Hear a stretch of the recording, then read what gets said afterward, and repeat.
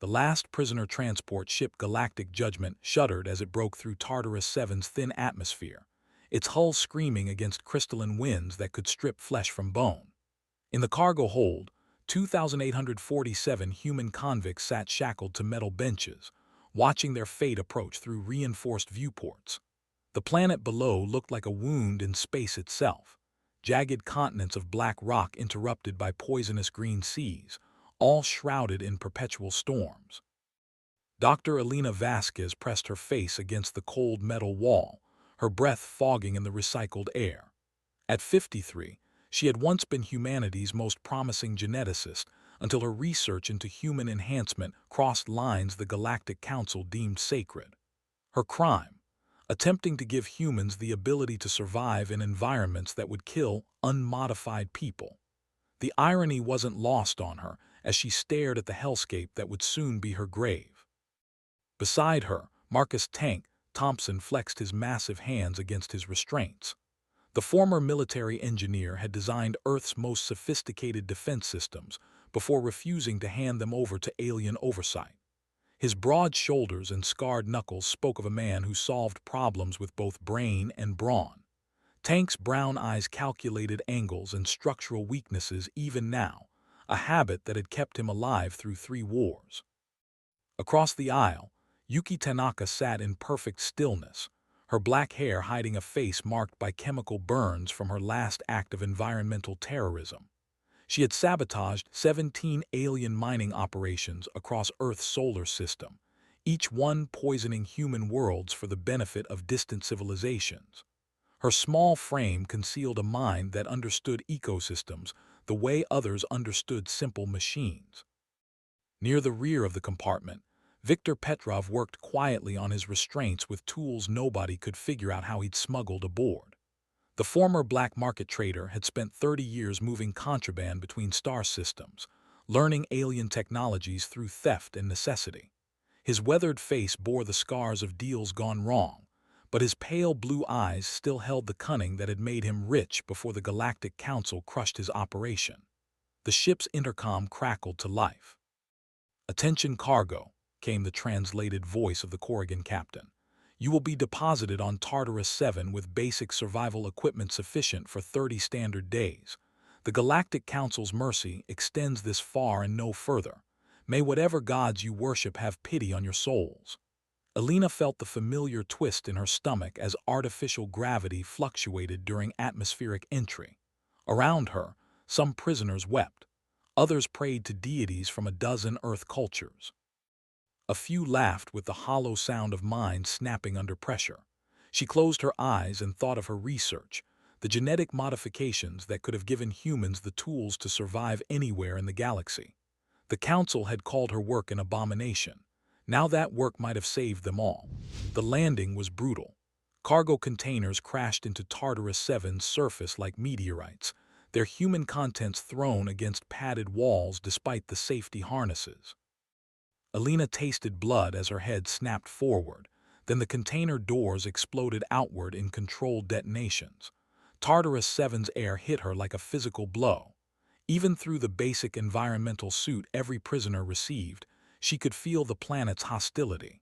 The oxygen content was barely 12%, forcing her to breathe hard just to stay conscious. The gravity pulled at her bones with 30% more force than Earth normal. And the temperature.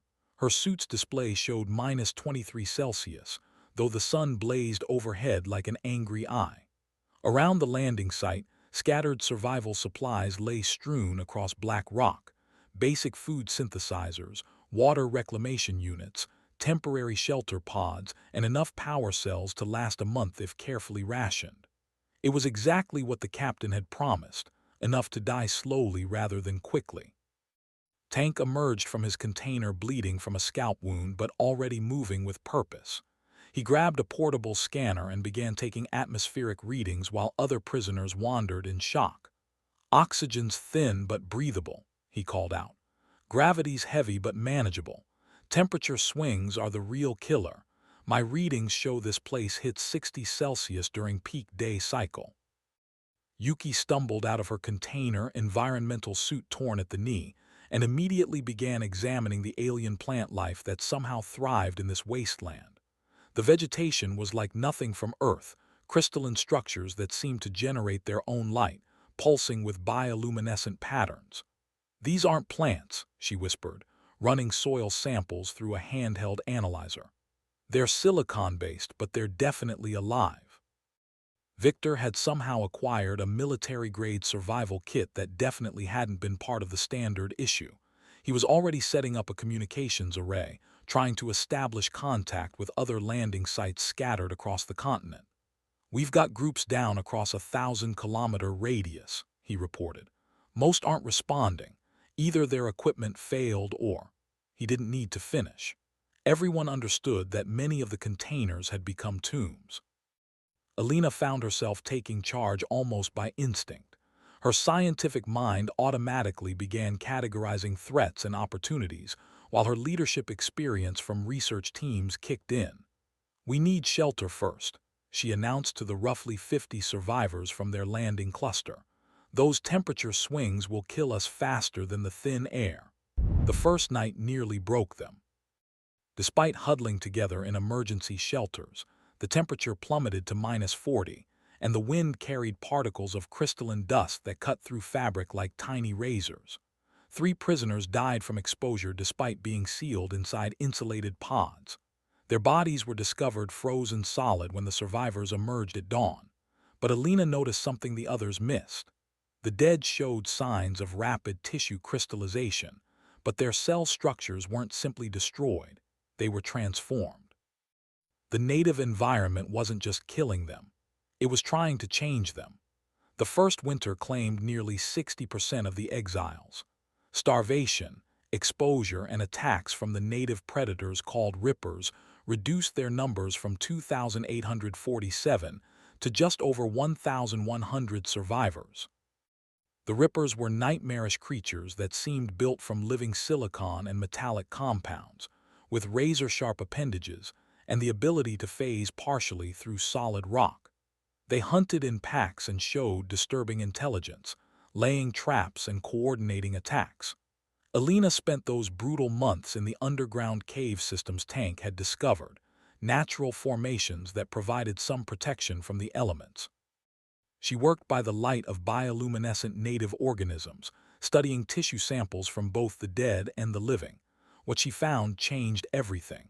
"We're adapting," she told Tank one night as they huddled around a makeshift heater built from salvaged power cells. "The survivors aren't just tougher, we're literally evolving. The crystalline particles in the atmosphere are triggering genetic changes at the cellular level." Tank looked up from the air filtration system he was constructing. "That why I've been feeling stronger lately? Thought it was just the gravity training." Alina nodded. "Your muscle density has increased by 30% in 6 months. Your lung capacity is up 40%. And look at this." She showed him a blood sample under a portable microscope. "Your red blood cell count is off the charts. Your body is manufacturing hemoglobin variants that can carry oxygen more efficiently in this thin atmosphere." The adaptation wasn't limited to physical changes. The survivors were developing enhanced spatial awareness, improved night vision, and most remarkably, a subtle electromagnetic sensitivity that let them detect ripper movement through solid rock. They weren't becoming something other than human. They were becoming more human than Earth had ever allowed them to be. By the second year, the scattered survivor groups had established contact and begun working together. Alina emerged as the natural leader of New Alcatraz. The largest settlement built in a network of caves Tank had expanded into a proper underground city. Her scientific expertise, combined with her natural charisma, made her the go-to person for resolving disputes between the former criminals who now depended on each other for survival. Yuki had achieved the impossible, creating sustainable agriculture in an alien environment. Her breakthrough came when she stopped trying to terraform Tartarus to Earth standards and instead learned to work with the native ecosystem. The crystalline plants could be cultivated and processed into food supplements that were actually more nutritious than anything they'd brought from Earth. More importantly, she discovered that these native foods accelerated the genetic adaptations Alina had identified. Victor's black market skills proved invaluable in establishing trade networks between settlements. He organized supply runs, negotiated resource-sharing agreements, and somehow managed to keep everyone equipped despite having no manufacturing base. His ability to jury-rig alien technology with local materials bordered on magical. Tank, meanwhile, had become the settlement's chief engineer and unofficial military commander. His expanded cave systems included geothermal energy plants, air processing facilities, and even a primitive but effective mass transit system using natural tunnel networks. He'd also organized the first successful defense against Ripper Pack attacks, turning the survivors from prey into predators. The real breakthrough came in Year 9, when Alina made a discovery that changed their relationship with Tartarus forever. She'd been studying Ripper behavior patterns when she noticed they responded to specific electromagnetic frequencies. Working with Tank's engineering knowledge, they built harmonic resonators that could communicate with the creatures in their own language.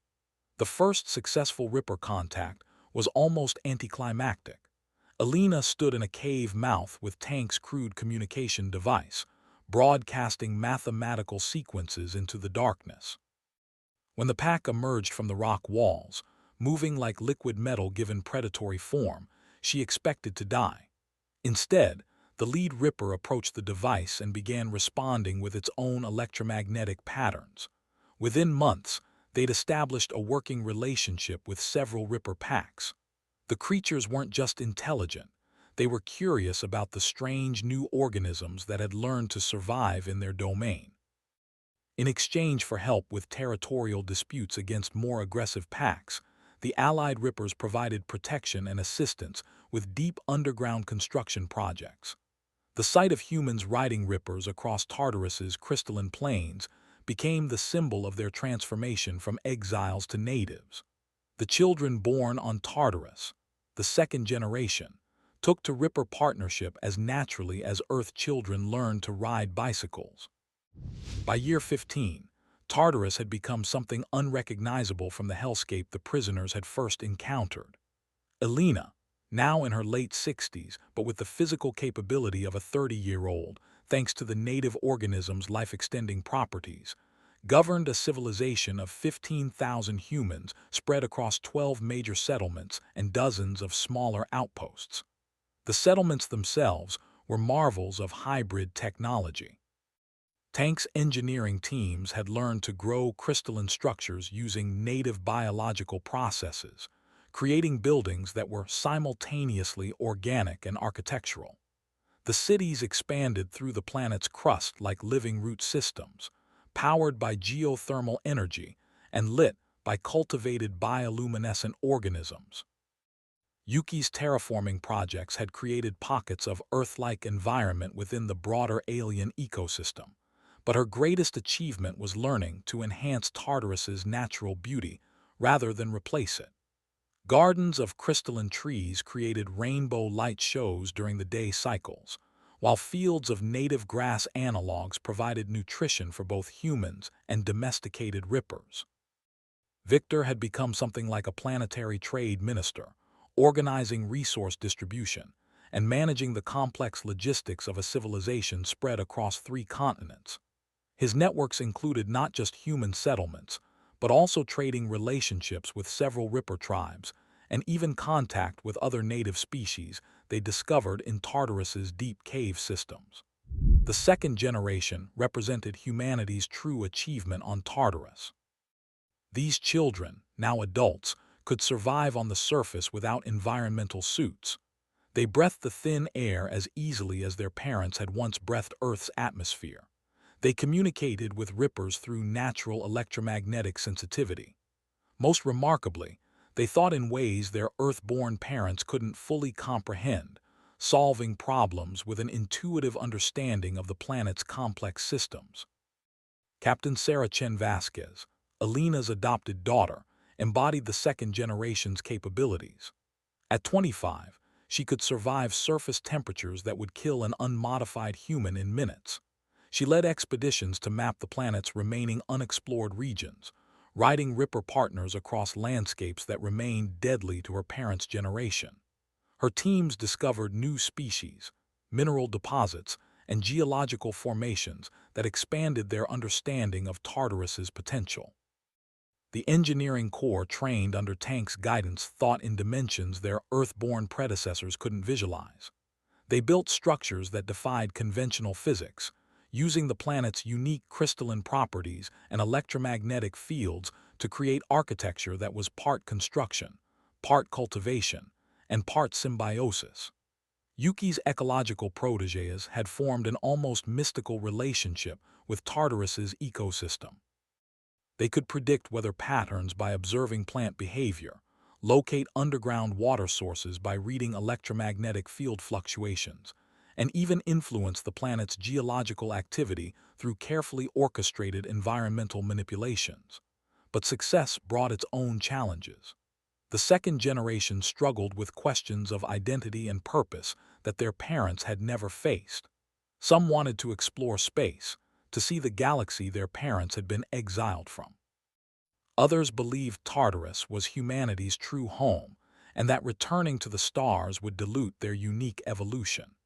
The debate created the first serious political division in their society since the early survival years.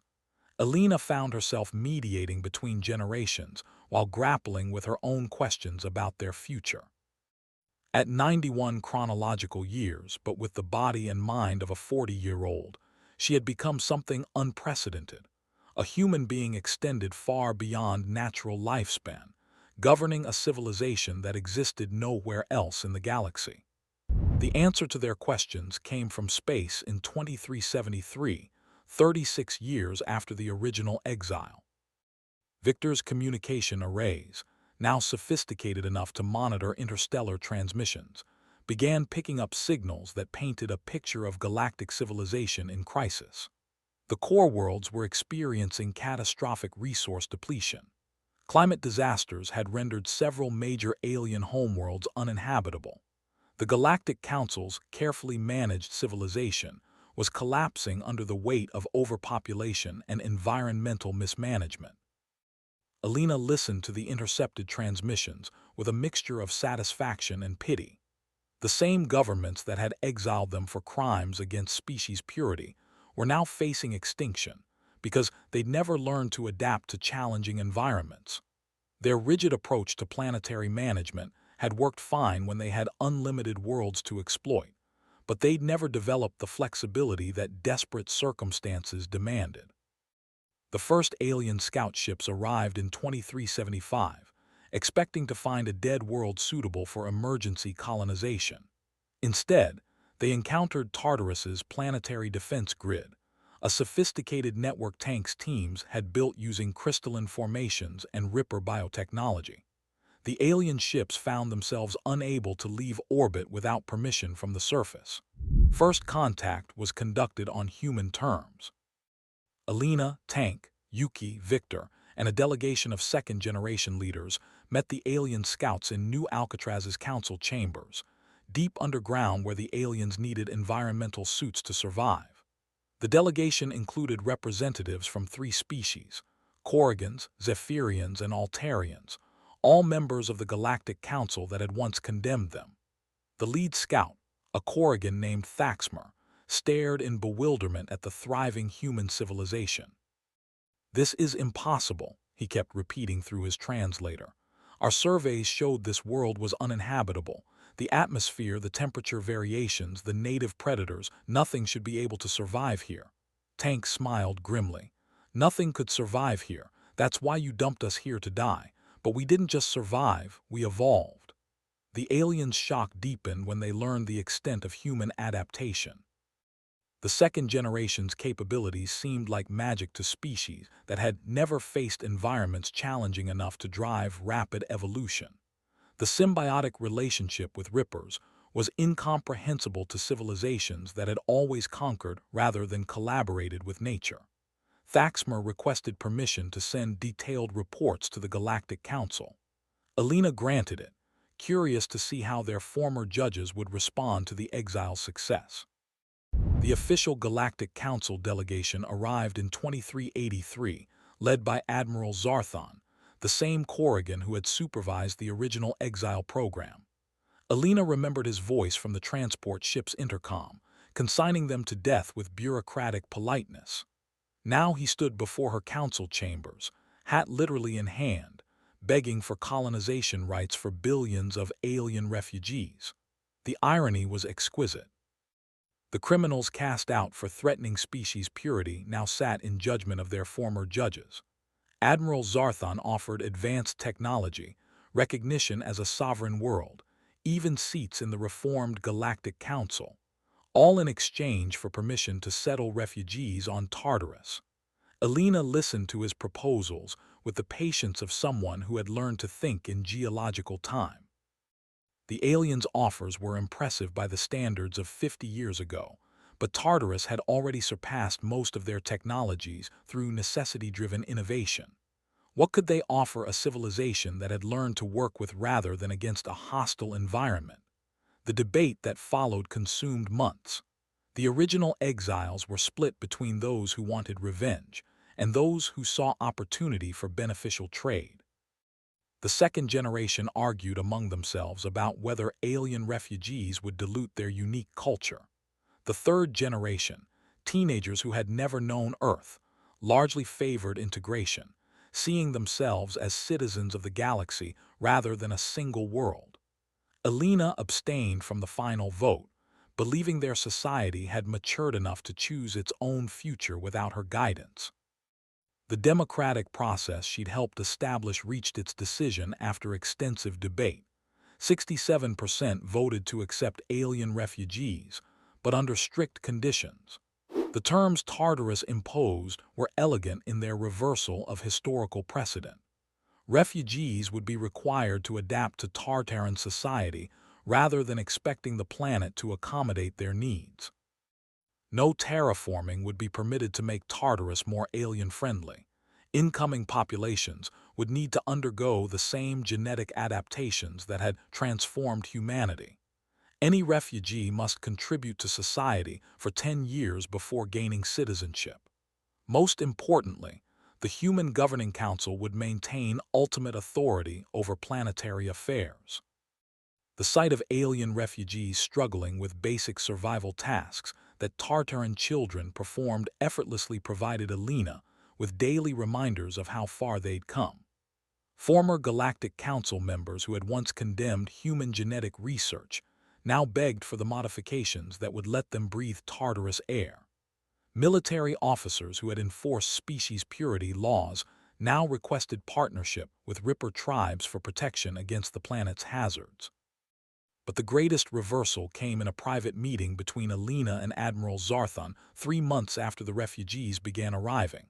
The old Corrigan approached her in the crystalline gardens above New Alcatraz, where bioluminescent trees created constantly shifting patterns of colored light. "I need to tell you something," he said through his translator, his natural voice carrying harmonics of guilt that the device couldn't fully convey. "The Exile wasn't what you think it was." Alina had suspected this moment would come. "Go on." There was a faction within the Galactic Council that saw the coming crisis decades before it became obvious. "We knew our civilization was unsustainable, but the political structure made reform impossible. We needed solutions that could only be developed under extreme pressure." The implications crystallized in Alina's mind with shocking clarity.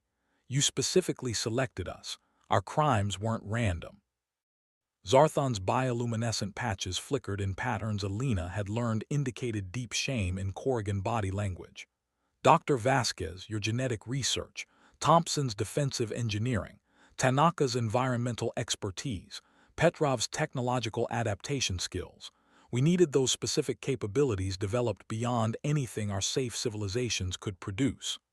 "You planted us," Alina said, her voice carefully controlled, "like seeds in fertile ground." The faction believed humanity's adaptability was the key to survival in harsh environments, but it needed to be pushed beyond its current limits. Tartarus 7 was chosen specifically because it would force rapid evolution or death. We gambled with your lives based on species-wide psychological profiles, suggesting humans would adapt rather than simply die.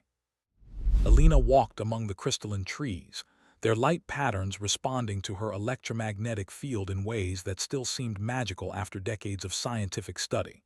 Around them, human children played with young rippers while alien refugees watched in wonder and terror. "Does it matter?" she finally asked. "Whether we were discarded waste or planted seeds, we became something extraordinary regardless of your original intent." Zarthan's translator struggled with his response. "Your people have a saying about intentions and results. I believe you've proven that what we intended matters far less than what you achieved."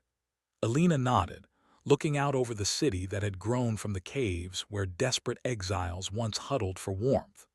New Alcatraz sprawled across multiple levels, its crystalline architecture blending human engineering with native growth patterns. The air itself hummed with life, not just human and alien refugees, but the complex ecosystem they'd learned to join rather than dominate. "The question isn't whether you succeeded in your manipulation," she told the alien admiral. "The question is what we choose to do with the power that manipulation gave us." Above them, the first mixed marriages between humans and alien refugees were producing children whose genetics combined the adaptive modifications of Tartarus with the diversity of multiple species. These fourth-generation Tartarans would inherit a galaxy facing environmental collapse, but they would also inherit the tools to survive anywhere life was possible. Alina smiled as she watched human children teaching alien refugees how to communicate with rippers. The exiles had become the teachers. The condemned had become the saviors. And the planet that was meant to be their grave had become the nursery for a new kind of galactic civilization. The transformation was complete, but it was also just beginning. Tartarus had changed them, but now they would change the galaxy, not through conquest or manipulation, but through the simple demonstration that adaptation was always possible for those willing to embrace change rather than fight it. In the end, Alina reflected, that might be humanity's greatest gift to the universe. The stubborn insistence that there was no such thing as impossible, only insufficient creativity in the face of challenge.